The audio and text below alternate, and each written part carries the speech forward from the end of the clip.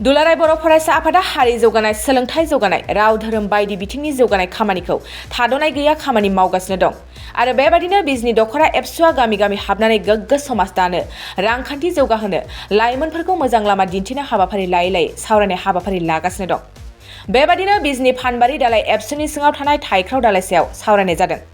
बे हाबाफारियाव बुंथिगिरि आलासि महरै चिरां जिल्ला एबसुनि आफादगिरि दिलीप कुमार बसुमतारी बिथाङा लोगोसे नुजाथिनो हाबावदों बिजनि दख'रानि बुंथिगिरि निखिल ब्रह्म, लोगो सोलोंथाइ नेहाथारि मिजिं दैमारि, फानबारि दालाय एबसुनि आफादगिरि सानसुमा बसुमतारी लोगोसे गामिनि रायजो राजा बिथांमोनाबो बाहागो लायो। बे हाबाफारियाव बाहागो लानानै चिरां जिल्ला एबसुनि आफादगिरि दिलीप कुमार बसुमतारीया मा फोरमायखो मिथिना लानि।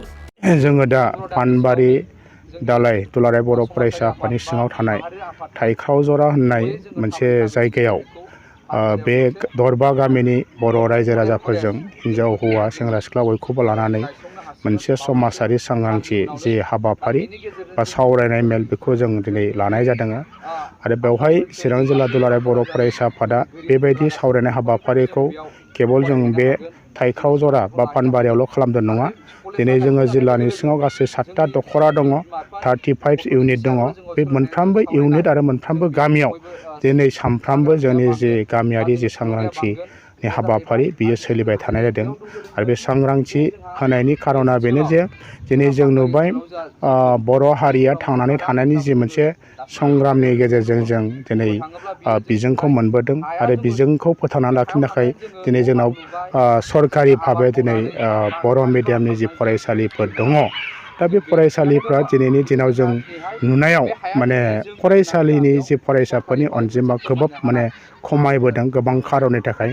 दा बे खारनखौनो लानानै जोङो दिनैहाय दुलाराय बर' फरायसा आफाद आरो साहित्य सभा आरो गुदि फोरोंगिरि आफाद बिथांमोनजों जों सावरायलायनानै गामि गामि हाबदों आरो दुलाराय बर' फरायसाफोरा थांनाय 18 थारिख खालि जों मोनसे मिशन लन्च खालामदों।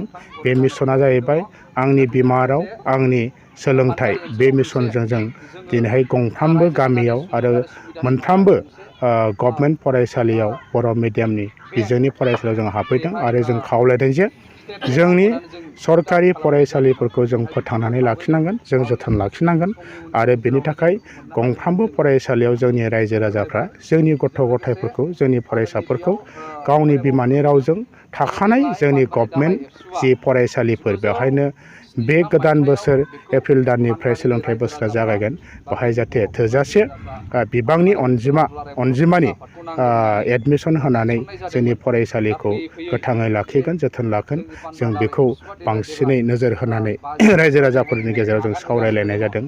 मानो होननानै बुङोबा बे बर' हारिया थांनानै थानांगौबा जोङो रावखौ फोथांनांगोन आरो रावा थांनानै थानांगौबा जोंनि जि मिडियाम बे मिडियामा थिग जानांगोन आरो मिडियामखौ जों गोथाङै लाखिनांगौबा जे दरफ्रामबो बा गंफ्रामबो फरायसालियाव फरायसानि अनजिमाया नांगौ बायदि जानांगोन। बेबादि बर' फरायसाफोरा मोनदांदों। नंगौ, दिनैहाय थांनाय गोलाव सम दुलाराय बर' फरायसाफोरा जों मोनदांबोदों जे थाखानाय सरकारि फरायसालि गुदि फरायसालियानो जा गेजेर फरायसालियानो जा गोजौ फरायसालियानो जा बा इभेन कलेजसिम दिनैहाय नांगौ जखानि जि फरायसालि गुदि फरायसालियानो जा गेजेर फरायसालियानो जा गोजौ फरायसालियानो जा बा इभेन कलेजसिम दिनैहाय नांगौ जखानि जि सरकारि भाबै थिसनजानाय फोरोंगिरिनि अनजिमाया थानांगौमोन। बेबायदि जों दिनै नुनो मोनाखै। खायसे खायसे माने रिमट ओनसोलाव फरायसालिफोराव दिनै सासे फोरोंगिरियानो हारसिङैनो क्लास 5सिम दिनै गुदि फरायसालिफोरखौ फोरोंबोगासिनो दङ आरो गोबां स्कुलफ्राव बिदिनो सासे सानै इभेन बबेबा स्कुलसिम 0सिमबो जानानै दं।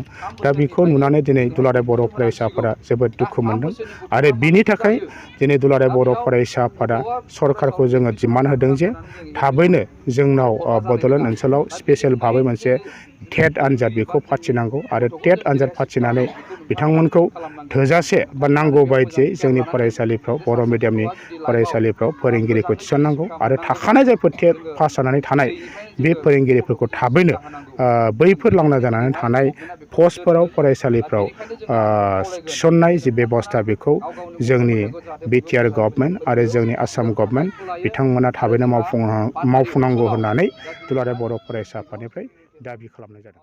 गोजोनथाव खौरां, बङाइगाव मेरिडियान किया मटर्स श'रुमा नोंथांनो लाबोदों गोदान अफार। मेरिडियान किया मटर श'रुमाव नोंथाङा खम बेसेनावनो किया कम्पानिनि गुबुन गुबुन मडेलनि गोदान गारिखौ लानो हागोन। बेनि अनगायैबो मिथिनो गोनां बाथ्राया बेनोदि किया कम्पानिनि 2022 मडेलनि गारिखौ गासै 40,000 रां रेहायाव मोननो हागोन। बेजों लोगोसेनो बे श'रुमाव जेखिजाया कम्पानिनि गोजाम गारिखौ सोलाय-सोल' खालामनोबो हागोन। दासान्दि बे अफारा सोलिगासिनो दं। मेरिडियान किया मटर श'रुमा सा बङाइगाव साफागुरि र'ड आगराला देहा फाहामसालिनि साखाथियाव थानाय महामाया हटेलनि अपोजिट साइडआव दं।